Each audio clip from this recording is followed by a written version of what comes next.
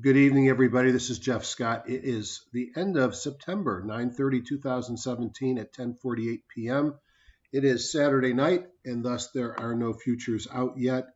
A good Yom Tov to all my Jewish friends and brothers, and I hope you had a good fast for Yom Kippur. I used to think there was a saying that said, you sell on Rosh Hashanah and buy on Yom Kippur. And if that's the case, then it's time to buy on Monday. I titled today Bulls Run, but October Looms. So we'll talk a little about what I mean by that as we go forward. And it's dated for tomorrow because by the time I post it, it will be Sunday. Disclaimer, this is for education purposes only. Any recommendation in the sphere of education, not investment advice. I'm a doctor, not a broker. I am independent. That means I have paid for all the tools that I use. I take no money. I take no advertising. I'm open. I'm just kidding. But no, everything I do is things that I do every day for myself. And trading involves risk, and you alone are solely responsible for any decisions you make. If I ever talk about options, I warn you that options are dangerous. That's what they're supposed to say. And I refer you to the Options Industry Council OIC website for some great material that talk to you about the risk and benefits. My style of teaching and my trading, I refer to as be your own guru. What I mean by that, I think it's important to learn from people that you trust and some smart people. And then once you learn to put together the different pieces that make you as an individual, and rather than rely on gurus, become your own guru. I started with CanSlim as written by O'Neill, improved by Morales and Catcher, taken to the computer with highgrowstock.com by Ian Woodward and his sidekick Ron Brown. This is George Lee, just a great trader from Western Canada I've had the pleasure of sharing podiums with. Van Tharp, the king of money management. For those people that reach out to me and say, but Jeff, what you do is so complicated. How do I make it easy? Well, this is Guy Cohen, and I refer you to a couple of his websites. Just look up OVI Trader. He's got an innovative indicator, which is proprietary and only available on the web, and some interesting scanning tools and some great education. But where I really rely upon the most these days is right up here, which is John Person, who is a trader extraordinaire, mentor, teacher, software developer, author, and I'm proud to say become a good friend, and now teaching me how to golf. So that's more important than a high closed doji and a PPS signal, frankly.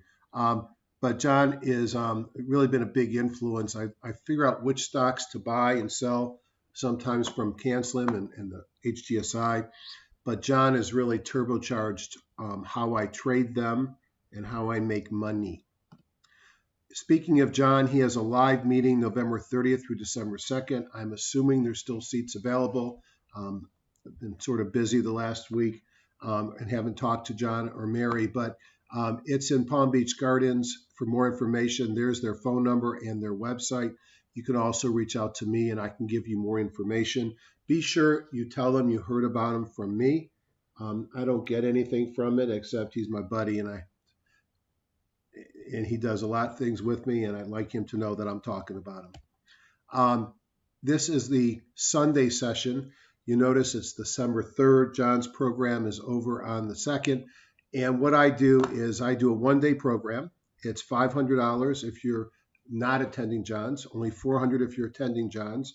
I'm pretty infamous for my dinners the night before, where my goal is to spend all the money you give me on a great dinner. So everybody and their guests who attend my meeting are invited to dinner with my lovely wife, and then we'll supply breakfast and lunch. It'll be at the Palm Beach Garden Hilton Garden Inn, the same place as John's meeting. And the topics here, really a review of what I learned from Ian, how I find my A trade, which is an Alexander Elder term for the trade that you want to do over and over again, how I manage the trade, how I use options to hypercharge returns, how I find the trades using my tools and the same tools that you'll have, and then putting it all together and looking at Sunday going into Monday. I have a lot of different tools. I really rely upon TradeStation or Thinkorswim. Genesis is probably the best charting platform, but sometimes, as they say, the best things in life are not always free. And that when you have to pay and it's not provided by most brokers, most people are fine using TradeStation, and Thinkorswim. HGSI is my favorite analytic tool, supplemented by EdgeRater, some of the seasonality programs, and we all have our favorite websites. Speaking of websites, this is the HGSI website, highgrowstock.com. Again, I have no financial relationship. I paid for my subscription this year like all of you will. And more importantly, I want to show you two things. A free 30-day trial. You click on that. That opens up a free trial that doesn't even take credit cards. Absurd in this day and age, but what a great deal. And then under investing strategies, you'll see my name, Ron Brown, and others. But I highlight Ron and I because we both have done hundreds of videos, both how to make money trading, but also how to use the software. So I always come back to this and go, where are we? And last week I made a comment, which I probably made 1,000 times this year. I feel like we've truncated, and all we do is we oscillate with a trend going up higher. So we come up, looks like the market's rolling over. We go another leg higher. It'll ultimately look like it's rolling over. And we keep going higher. One of those times we're going to break down and the market's going to fall hard. But everybody can tell you that they know when the date is. I don't. And I laugh at the people that say they do. Some of the long-term things that I follow don't suggest to me that this market is rolling over. Not that, as I said last week, we couldn't have a short pullback before we run up into the end of the year. And I don't know if Monday was that pullback, but we'll see. Why is it important to know where we are? Because you got to know what to trade and how much to trade them. And so these are some of the different things that I do based upon the timing of the market or the individual stock. Now, if you don't think this pattern exists, it exists for every stock, index, industry group, ETF, option, and any time frame, and it occurs over and over and over again. I like looking at weekly charts every once in a while, and you'll see the same pattern. Look at stocks like dry ships and rigs, things like United Rentals did a round trip and went right back up. But you'll see this pattern over and over again. I start with a high-level view of the sectors. This is something that I took John's indicators off and just have a setting looking at a radar screen of the different sectors. I stand back and what do I notice? I notice that it's sort of a mixed market, except, boy, the financials look strong. Last week, the banks were weak, the brokers were weak, but the credit cards were strong. Well, the credit cards are still strong. A week ago on the video, but the banks look super strong. Energy mixed, but the services stocks are probably where I've got my money or where my money's working best right now. Materials weakened a little bit. Home builders have been super strong. Some of the other stocks here are peripheral to homemakers. Technology looks good, as do industrials. Semiconductors are hot again, despite catching the flu from Apple on Monday. Staples and discretionary, a lot of weakness in there. Retail is mixed as well. Utilities, probably more to the downside. Healthcare mixed, although biotech had a big day on Friday. Foreign ETFs doing very, very well. I look at this during the day to get a sense of what's moving. And one of the things that John taught me is when you start to see an entire sector moving, especially when they start to move at a couple of percent across the board, that something is going on in that sector and it's a sector to pay attention to. And take a look at the home builders. And the entire list, except for KB, which was only up a little bit over 0.5% or 1.5% to 2%. And that's the kind of thing that I pay attention to. Then I take a look at the market. So let's just look at it cleaner in Thinkorswim itself. And I'm going to go into this bucket here. I'm going to try, and if I can, I can. If I can't, I can't. And I'm going to maximize the sell. And I think this is sort of indicative of this market. If we look at here, we see lower left, upper right. This is the E-minis, and this is a weekly, but I really wanted to look at the daily. So let me undo that for a second. Let me shut this piece down. Go back into here. Well, that's all right. There's nothing there you can't see. You didn't really want to see my stuff anyways. Go into daily futures. There we go. And then I want to detach. and make it bigger. All right, try this again. So we have lower left, upper right. This is the E-minis, the 17, the 50, and the 200-day moving average. On balance volume spiking to the highs. And look at, so closed at the high on this period of time going back 6 months. High on the year, I believe it's an all-time high. We can check that pretty quickly by just switching this to, say, a 3-year weekly, and it's the highest it's been. So I believe we closed at an all-time high, all-time closing high, and we closed. Look, it looks like we closed right near, let's see. This is a 1-minute chart. It looks like we closed at the high of the day. Cool. All right, back here. Other things I want to point out on this chart, we're in a PPS buy signal, and this looks extremely strong. Yep, we closed at 100% range. We closed on the high of the day, up about 0.5%. These are some of the indicators that I will hand out to folks who come to my live meeting. The NASDAQ NQ100s, a new PPS buy signal. Again, 17 above the 50, above the 200. OBV going straight up, very strong. That was different a week ago when it was down here and we wondered where it was going. The YMs, the Dow futures, also a new buy signal, not quite at new highs, but right below all-time highs.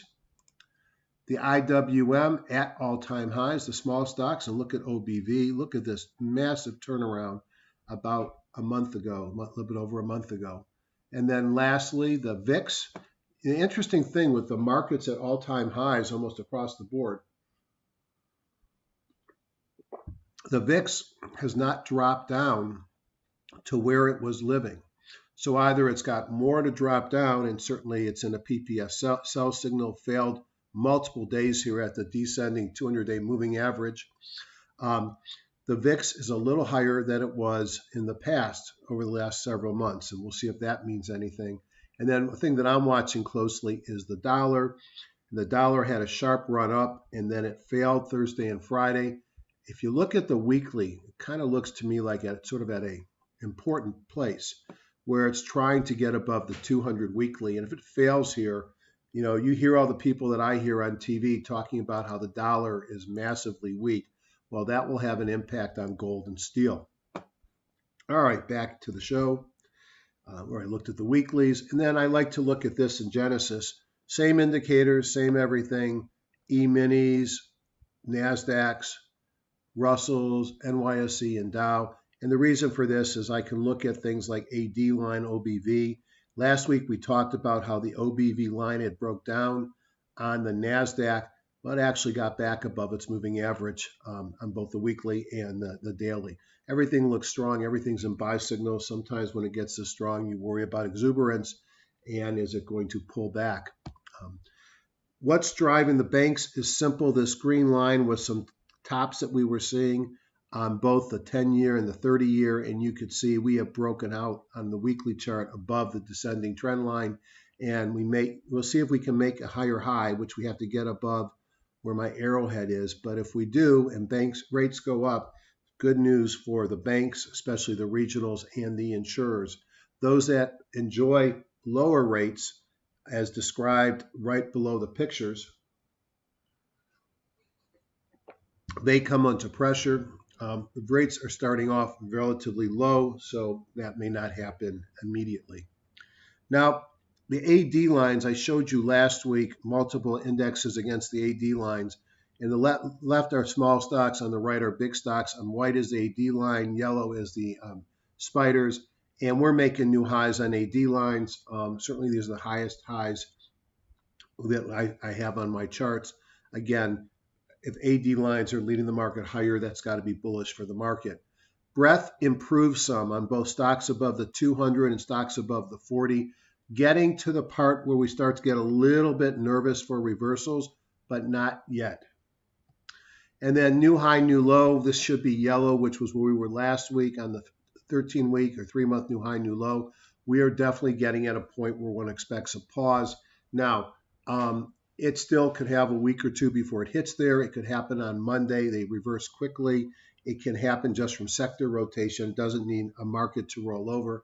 but that is a fly in the ointment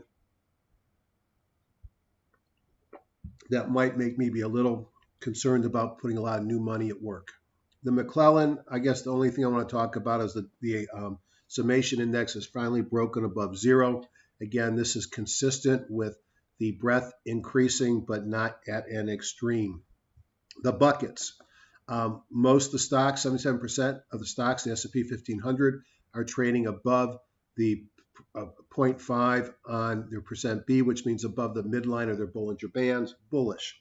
Only about 13% of the stocks are above the upper Bollinger Band. Very few are below the lower. Clearly a highly bought market, but it can get more bought before I get concerned. No Hindis, you certainly wouldn't expect them. You have 6 and 8% new highs on the NASDAQ and the NYSE respectively, almost no new lows, and really nothing to be concerned about there. Market tone, it's still relatively choppy. I look at this period here as a Woody indicator. Yellow is neutral, green is a buy, red is sell. There are periods of time where it's just painted green and you know you can go to town.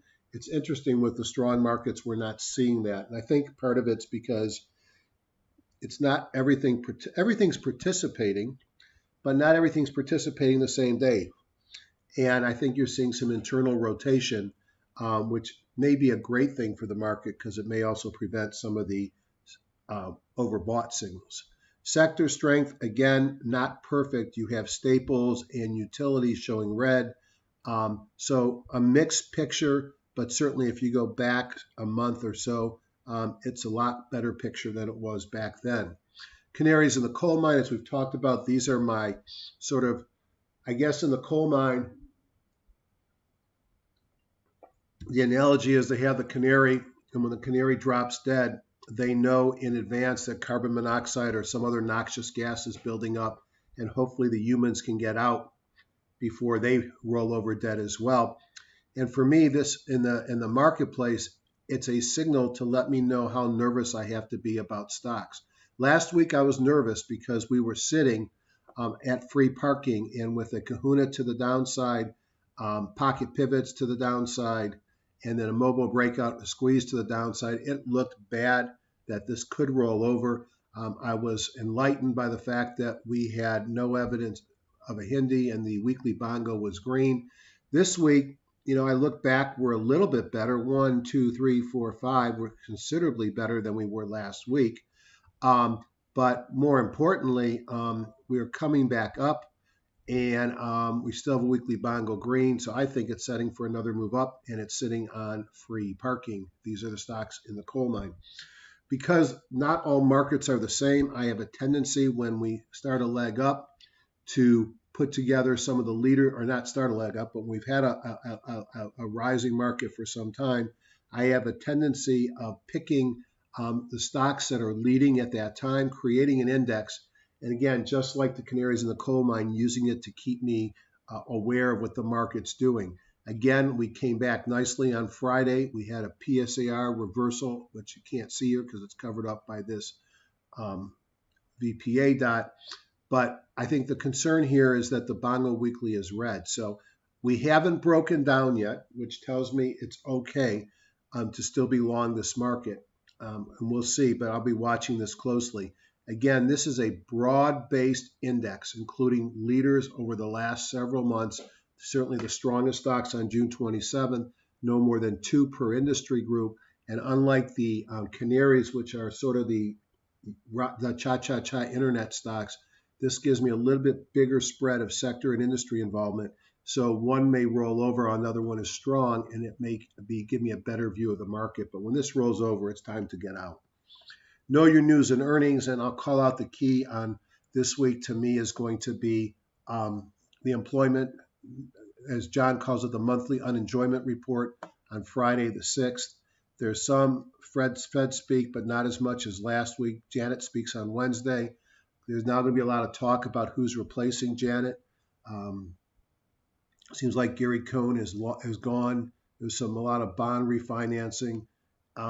Be an interesting week on the earnings front. Not a lot. Lennar, so additional on the home builders. Monsanto, which is an acquisition candidate, so we'll see if that does anything. Pepsi, Acuity Brands, which is one that looks shortable on the chart, but with earnings coming out, I wouldn't touch it. Not Stars the Video, but Constellation Brands, Costco. I think that's Yum Brands. This must be Yum Brands, the Chinese division, which I put in there twice, so it must be correct. So not a giant week, but if you own one of these stocks, it's important to you. And as I've said here now, I've kept this quote in for 3 years since I first said it. Others I'm sure have said it, but it's a judgment call to hold stocks over earnings dates. It's bad judgment to not know when your stock's earnings date is scheduled.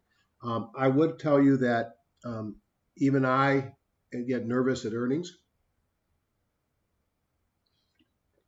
and I look at the stock and I have my own rules, which I'll teach people in December.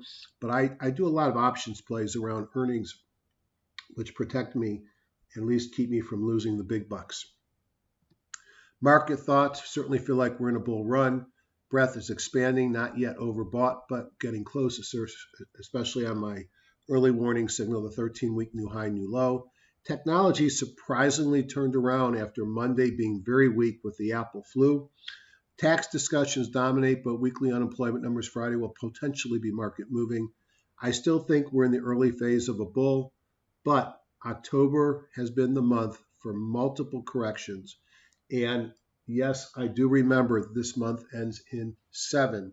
Year ends in 7. If you think about 2007, 1997, 1987 have all been years that saw significant corrections in September or October.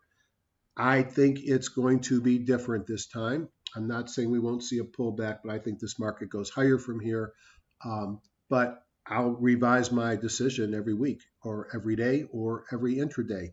I'm not married to that. I have some long-term charts, weekly and monthly charts I look at with some moving averages and other indicators. And they don't tell me that this market is going to collapse. But things change every day. Tonight's agenda, the usual top-down review, and let's go ahead and get started. So I typically, before I make a whole lot of decisions every night, go into TradeStation and I do my multi-point evaluation. The multi-point evaluation, it's 6 different points that I walk out of this analysis knowing if I need to be concerned or not. I start with, am I in a PPS buy in green or sell? And I look at daily, weekly, and monthly. Obviously, a strong bull market, long in the tooth. We're in a buy on all 3 time frames. Number 2, I look at the price bar. Is it green, blue, or red? Green, I can buy or sell. Red, I can buy or hold in green. Red, I can hold or sell. Blue, I can do whatever I want. I don't like shorting on a green candle. Green, green, and blue. So for the most part, we're strong. Third thing I look at, where am I with the envelopes? This is concerning. But notice we were above the envelopes here. We didn't drop, but we went sideways. And it wouldn't surprise me to see us go sideways here as well. The next thing I look at are evidence of MACD divergence. Sometimes when you see these red dots on top, it's a signal that the market's going to pause or slow down. And we had one pop up on the weekly. So that's a little chink in the armor. I look down here at my high jump, and when it's above 90 to 95, I know that the market is extended and it's time to give something back. Obviously, we're not there today. And then I look at the bars here. These dots, a daily, weekly, and a monthly bongo are green. So I feel pretty good about the E-minis. It is getting extended, but we're not extended to the point here where I have to worry about the market pulling back sharply. It'll be news driven if it does. On the Dow futures, a new buy signal came in on Friday, right at the top of the envelope, but blue, green, blue, buy across the board. It's got the red dots on the monthly. It's 39% and all a buy. Dow looks good with the same caveats. The Russell, it's been super strong, and you can see how far above the upper envelope it is, and that's concerning here. It's got red dots on the daily and the weekly. It's in a buy mode with green. It's at 78%.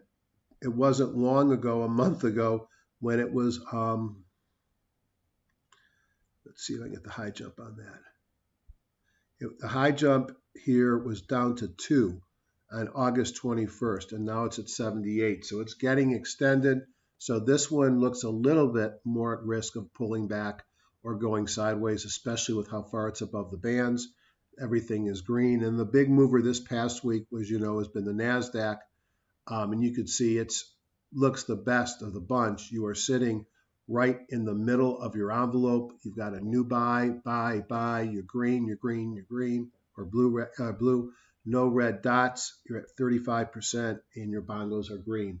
So hard for me not to feel good about the indexes, except to remind us all that pullbacks occur, small corrections occur when you get overextended, and some of this looks like it's getting there. If I look at the dollar, it's interesting on the short term, the daily, it's been going kind of sideways, and actually it's in a buy signal, although it turned blue. It went on a buy signal on the weekly. It's in a sell signal on the monthly. So that's bullish, although a mixed picture at best. Is it a counter trend rally? Within the envelope, no dots. It's at 33%. Notice the weekly bongo is red. I think the dollar can go lower from here, but again, it can be driven by a lot of things, news, interest rates, etc. The VIX, it's in a sell signal on all 3 time frames. It's at 16%. Weekly bongo's red. Certainly doesn't see anything here that says the VIX is going to rally, but we all know the VIX rallies on an event, and when it rallies, it goes high, and when it goes up is when the stock market falls. Right now, the VIX looks good if you're bullish on stocks. And then if I look at gold for the metals, you can see that with the dollar showing some strength, you got daily and weekly sell signals on gold. A monthly buy, you're at 52%. Weekly bongo turned red, so gold looks weak as well. And then just for grands, I like to look at oil. And oil, you can see, has been in a buy signal since beginning of September. A nice move up, tagged the envelope and pulled back some. It's in a buy in all 3 time frames. It's at 80%. The bongos are green. It's certainly the high of the range it's been.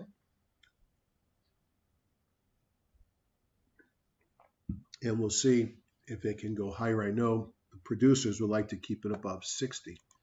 So I've now done that part of my analysis.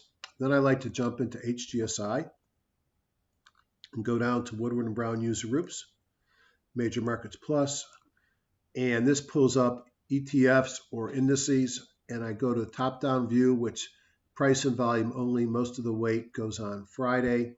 A little bit of the weight will go on the last week, and very little of the weight will be 3 weeks. The NASDAQ has gone from the pits to the precipice. It's on top. Strong week for growth stocks. NASDAQ, small caps, mid caps. Up top, semiconductors and biotech. Let's take a look at some of my favorites, or our favorites. I know this is repetition, but that's what I do. S&P 500, I'll go quickly on this. Big uptrend, all-time highs. Everything is strong. High jump bar in the middle. S&P 500 looks like it can go higher from here. The Dow Jones Industrials, a little bit of a pullback here. Everything looks to me like it wants to go higher from here. The NASDAQ, best mover last week, tagged its 50, 2 days, Monday and Tuesday. Gapped up on Wednesday, and a nice follow through to the end of the week. Had a mobile breakup from a squeeze, and 2 kahunas this week on Wednesday and Friday, a pocket pivot on Thursday.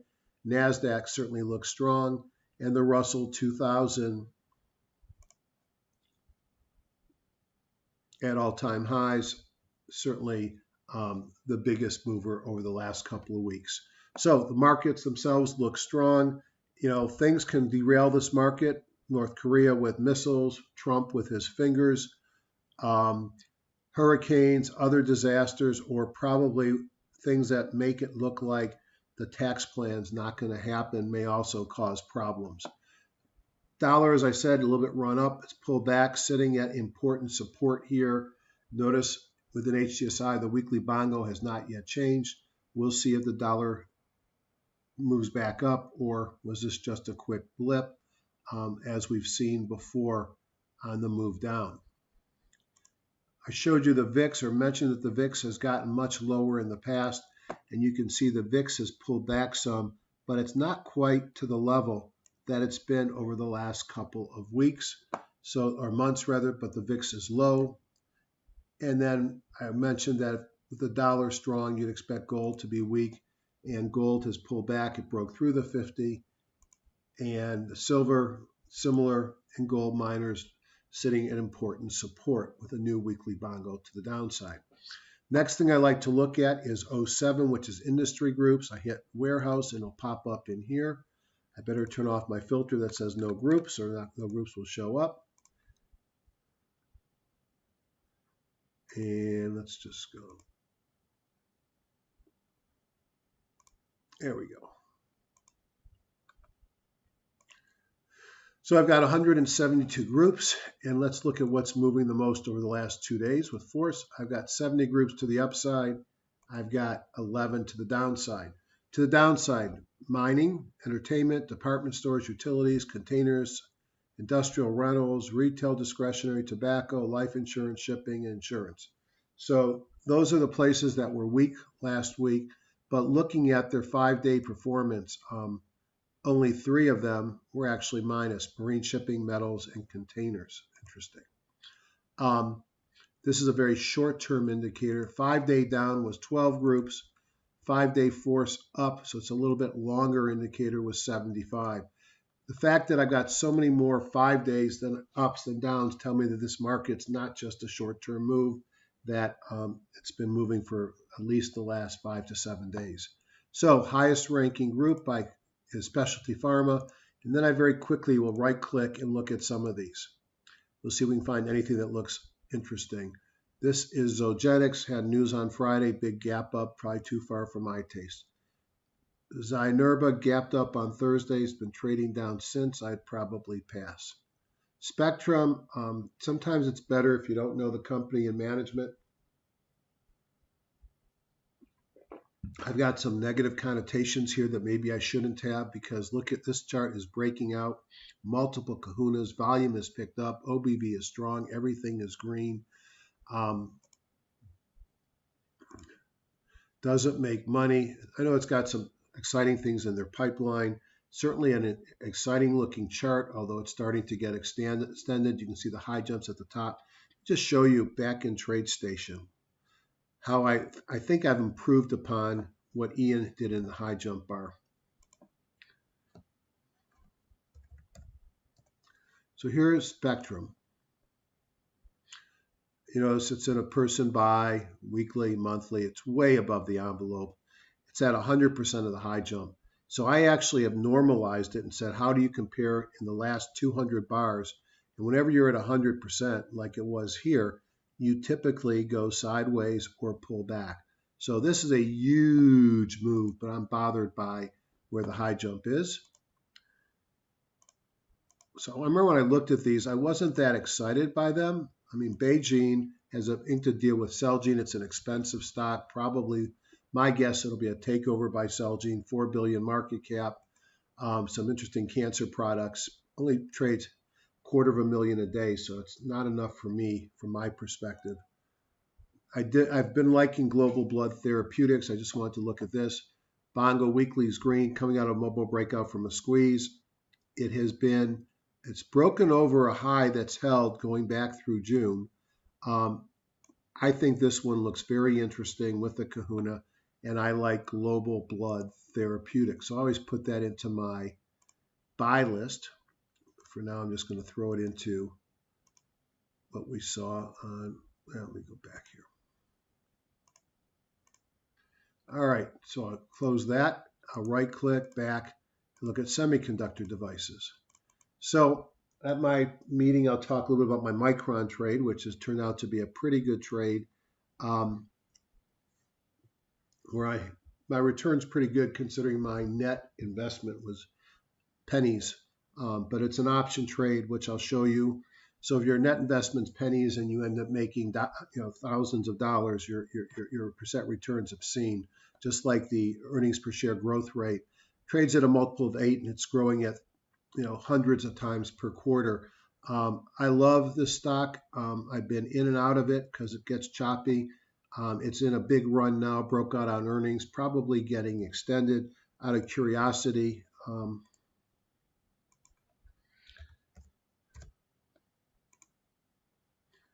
It's at 100 on the high jump as well. So I've got to be a little bit leery. It's as high as it's been in the last year on the extension.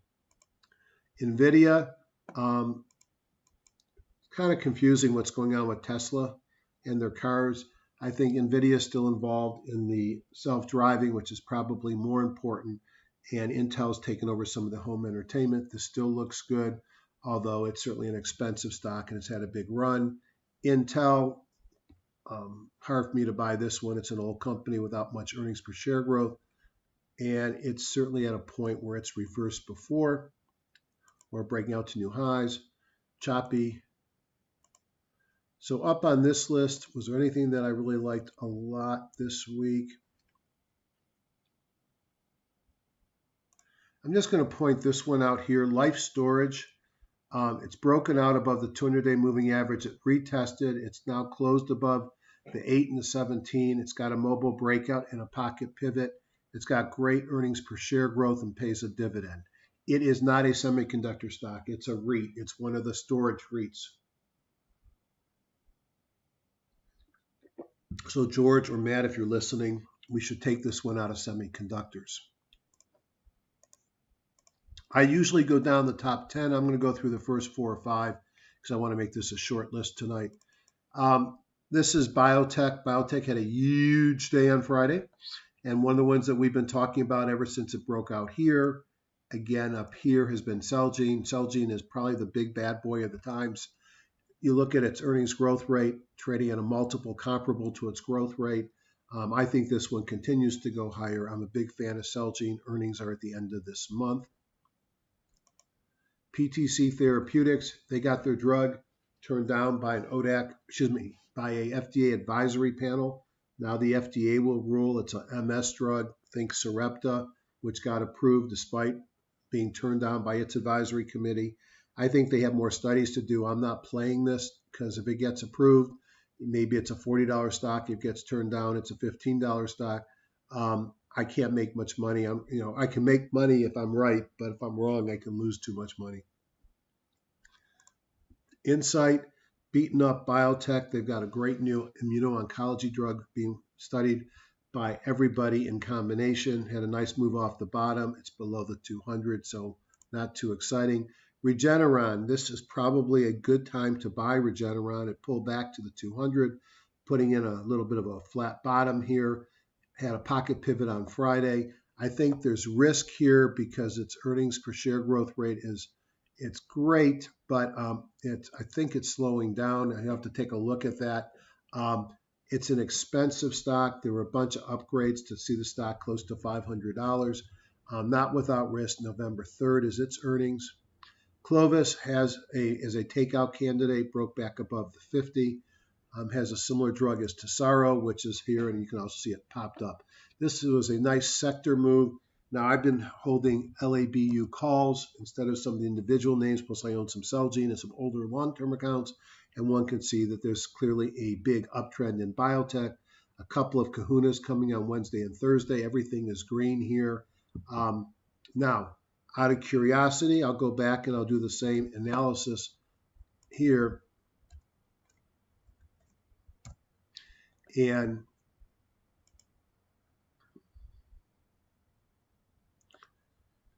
only 83%. Those that come to my meeting this December, I will give them for free an asterisk, my bongo indicator. I can give you a single time frame for free. I can give you my multi-time frame for free, but you have to buy for about $50 a third-party indicator for the multi-time frame function to work. I'll also give you my high jump for free. And if I can get enough interest, we'll see if we can't get a deal. Put in a deal for John to get his indicator package. I've done that before when most of the folks in the meeting wanted to buy it. But no promises on John's. It's all about I have to have a good story. And if I get 10, 12 people that want to buy it at the same time, I can try and discuss. I think at my first meeting, I had like 17 or 18 people that ended up buying it. So biotech there looks great. Next one down are communication equipment, which interestingly is a name, which I don't think they do equipment anymore. It's all technology, which is BlackBerry. Again, it's a name that, sometimes I get prejudice and it's a hard time for me to buy these stocks that I watched implode. BlackBerry was a great stock. It's been horrible for a long time. You can see it once was a really great stock back in 08. Before the market imploded, it was a $150 stock.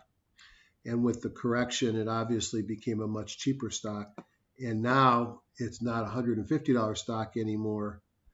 It is a, what did I say it was? $14, $15 stock. Notice that pattern? It happens over and over and over again. Things don't just keep going. Actually, it's an $11 stock. Apple, here's my guess on Apple. Everybody has been commenting to run for the exits because the Apple 8, iPhone 8 sales have not been great. There weren't any lines, there's no excitement, there's minimal buzz. Of course that's the case. I have to assume that others are like me. I buy the iPhone every time it comes out because I want to have the best. And I buy the next one when it comes out incrementally because I want to have the newest.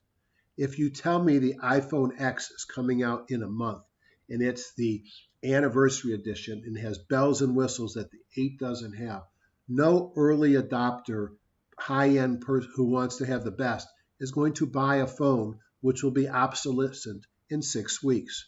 Now, it may turn out that the differences are not that great in the prices and people will start buying the 8s.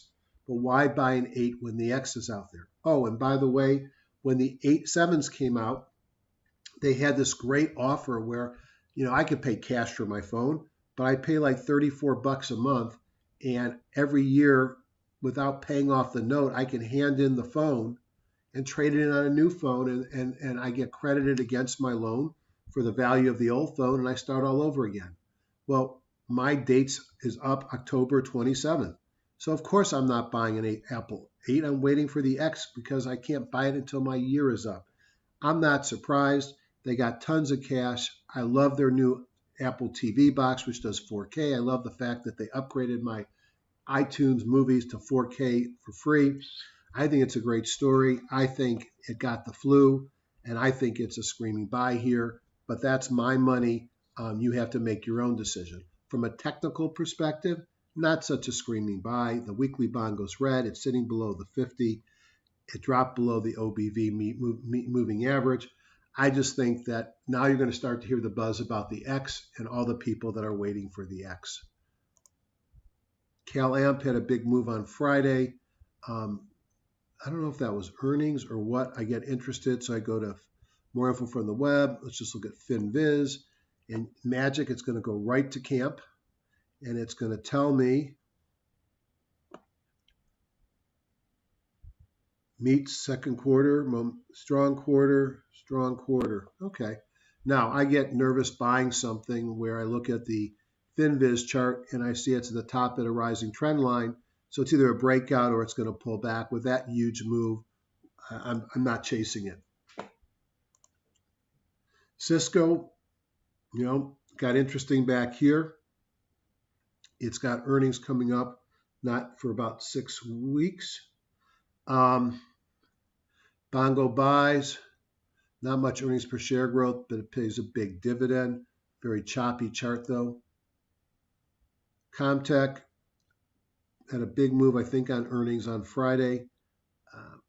I'm not a big fan of this stock. I don't like the bouncing earnings numbers. And that's it on communications equipment. We comment on a couple of things. Regional banks look strong. Rising rates, probably more important here. This is Citizens Financial Group. They happen to be the ones that finance the Apple phones. They probably get a spurt with a new phone coming out as well. But one thing that I like to play here is KRE, which is an ETF for regional banks that looks exactly like Citizens Bank. And now I don't have to worry about name identity, brand identity. Went to a weekly bond, go green, OBV is blasting off. I like KRE and I like regional banks here. Home builders, probably a day late, but these look extremely strong. Big moves this week. Here's KB Homes, a Bible gap up on earnings. Lots of kahunas, could have gotten into the stock the day before. Bible gap up there. Earnings look like they're slowing down. This one looks pretty awesome to me. Out of curiosity, where does it fall on the high jump score?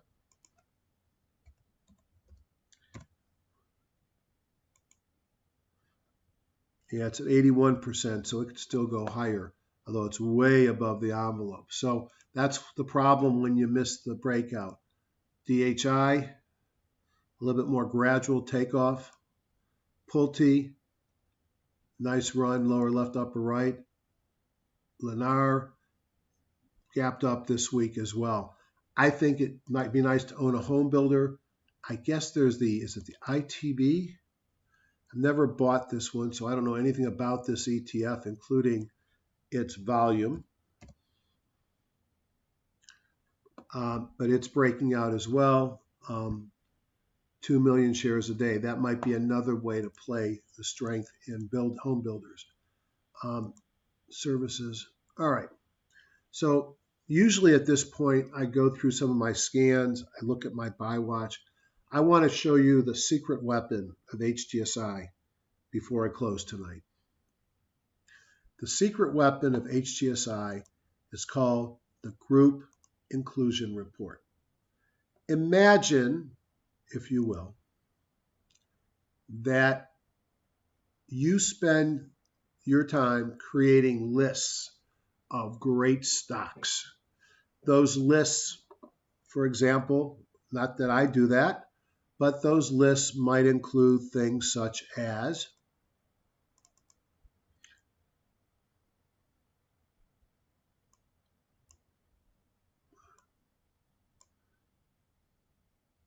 Abe Screen, big cap stocks, CanSlim Select, Fundamental Strength, Global Leaders, IBD 50, Market Smith Group, Relative Strength at New High, William O'Neill's stocks, 85 list.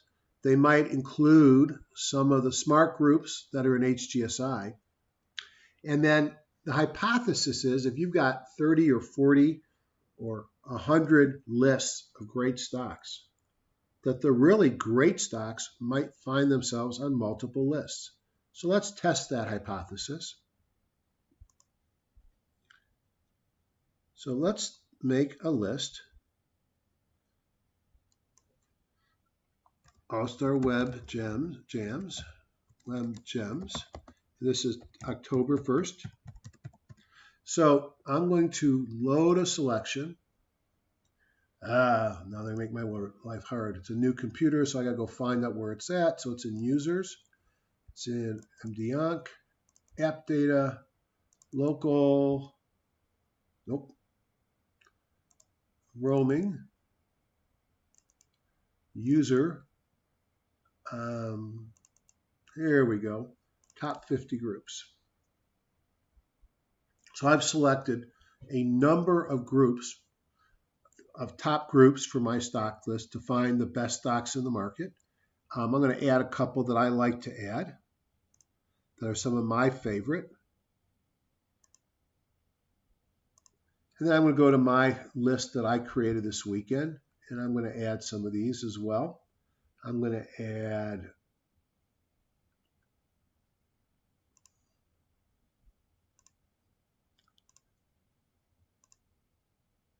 all righty.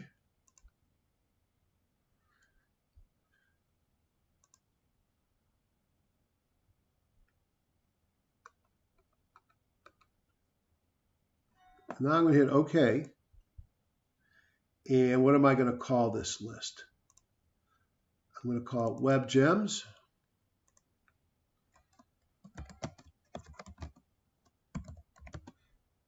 .01.2017. I'm going to hit Save. Now it's going to go through each of those lists and it's going to start ranking the stocks by how many lists they were in and give me the best of the best. Corcept Therapeutics, Thor Industries, Applied Materials. Well, that's interesting. How about this? Let's go into my designer, and what am I going to find? GIF All-Star Web Gems, October 1st. Pop it over here, and let's look at these 30 stocks, and then we're going to say goodnight. Micron, where I looked at, lower left, upper right, breaking out. This one's going to run. NVIDIA hasn't broken out yet, but it's been a leader. Applied Materials, shame on me, I actually sold this one when it pulled back. Broke out on Wednesday, Thursday, Friday. Pocket pivots and kahunas, everything is green. Good earnings per share growth, twice the PE. This one probably moves higher. I may have to review it. Wynn Resorts. Great earnings momentum in this stock. Look where it's increasing from a turnaround stock to good quarter-over-quarter growth. Small dividend. Broke out down here, and it's just been on a rip. And I think it could go all the way to 200. Celgene, I already told you I like this best of the biotech breed. Lam Research is a semiconductor manufacturer, lower left, upper right corner, pulls back every once in a while, and each time it seems to recover. It's in recovery phase. Thor Industries, this is I think they manufacture motorhomes, and I think people think these in Winnebago will be heavily used as they were after Katrina for Puerto Rico and South Florida and Houston. So things are looking up for the motorhome industry. Trucking has done well. These were XPO, I think does mostly the logistics. Great earnings per share growth. Breaking out, probably not too late to buy. Centene, they do manage Medicaid. They like Obamacare. You can see over the last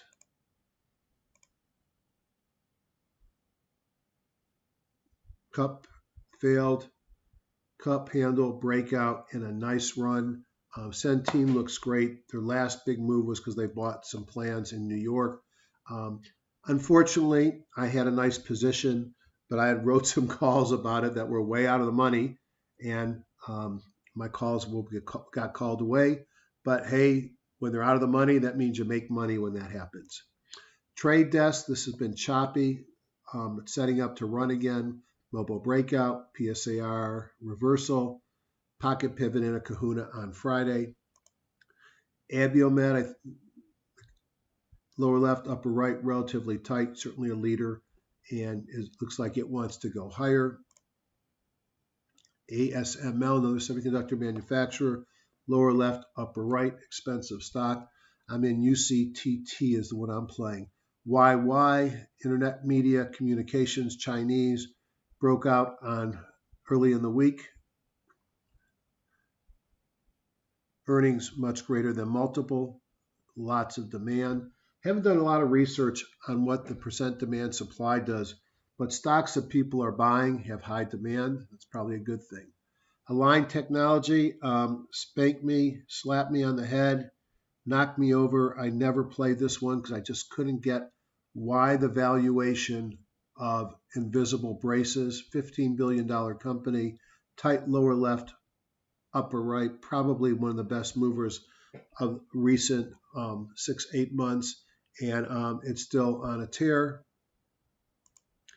MPEL is a Macau-based casino stock, pulled back pretty hard, but has been in a nice uptrend like Wynn. AEIS, Renewable Energy, kind of a choppy cup coming up the right side. Here's UCTT. This is a semiconductor stock that I got back into, luckily, back here. Bongos are green. Looks great still. Arista Networks, another one I never played when I should have played. Bible gap up right here was the time to get in with a kahuna and turning green on the weekly bongo. And you could have pinched your nose and held on and made a lot of money. Can't buy everything, Jeff. Teradyne, I've been watching this. Kind of sloppy up here. A bunch of pocket pivots. Turn green up here. Looks like it may want to go higher as well. Another semiconductor. Exelexis Tech, another semiconductor, kind of a sloppy cup handle and breakout. Truckers have been incredibly strong. Look at all the pocket pivots occurring in Old Dominion Freight. It's clearly, let me put it up here. If this isn't at 100, I'll be shocked.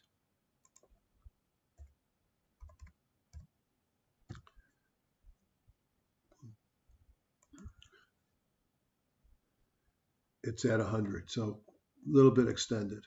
Probably wouldn't touch it. MKSI, saw some chatter on one of the IBD boards.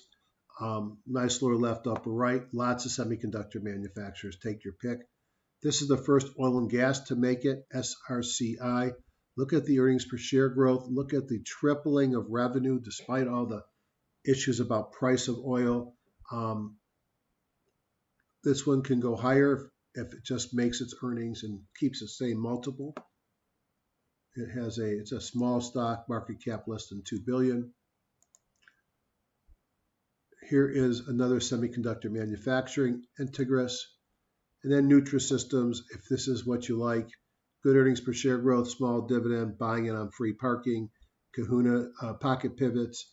I worry about the weekly bongo being red. Other than that, you could be buying it at perhaps a good price. Form Factor, another semiconductor stock in a nice run. Brooks Automation, ditto.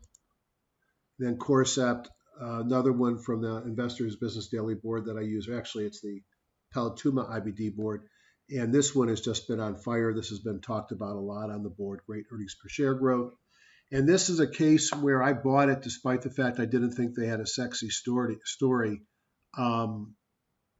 And they don't. But boy, do they have a nice looking stock chart and great earnings per share growth. Control 4, they make a lot of the home controllers. If you don't have Crestron, you probably have one of theirs. Nice move to the upside. Winnebago, the other of the motorhomes. And then that's it. So if all I did was look at what the markets were doing, where were the leading industry groups, and then if I spent a few minutes and I just did the GIF, I would tell you that you want to be buying semiconductor manufacturing and devices. You want to be looking at medical devices and equipment. Casinos look good, and Celgene. It's easy. Doesn't need to take days to do this work. Those are the best stocks in the market right now. And on that note, I will just put up my broader buy list and see if there's anything else I want to call out. And let's do the same thing. And you could see banks, biotech, added some home builders, lots of semiconductors. And not all these are necessarily buys. This is my watch list. This is one of my favorites, though. I liked it last week, too. It's an IPO. It had a mobile breakout from a squeeze, a PSAR reversal, and a kahuna on Friday. Great earnings per share growth compared to multiple DXC technology. And then this was also interesting to me. Janus, I guess the old Janus Partners pays 11% dividend. It's been in a basing mood since June, and it looks like it might be breaking out here. Regardless, it has an 11% dividend. On that note, there's a lot of overlap between this list and the GIF list. This is a bigger list. And what do I do with this list? I take this list and I go into my trade station and I create a super watch list with a radar screen. And I will be monitoring these stocks throughout the week and looking for HEDs, LCDs, PPS buy sell signals, and then in a different window, just so much I can do in one chart, I will be looking at my traditional HGSI. And the most important thing is take some of the stocks that I follow, maybe I own, and I could go here and I could see I've got nothing with earnings for the next 13 days.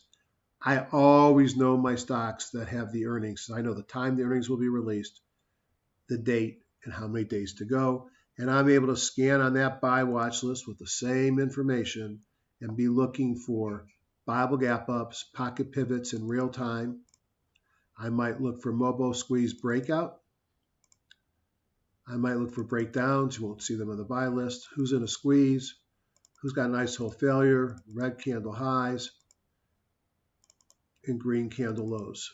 And I scan for these during the market, intraday, and have alerts that will alert me when one fires. That note, again, good Yontiv. Everybody had a great fast of my Jewish brothers and sisters out there. And on that note, I'll say good night. Have a great week. Great week.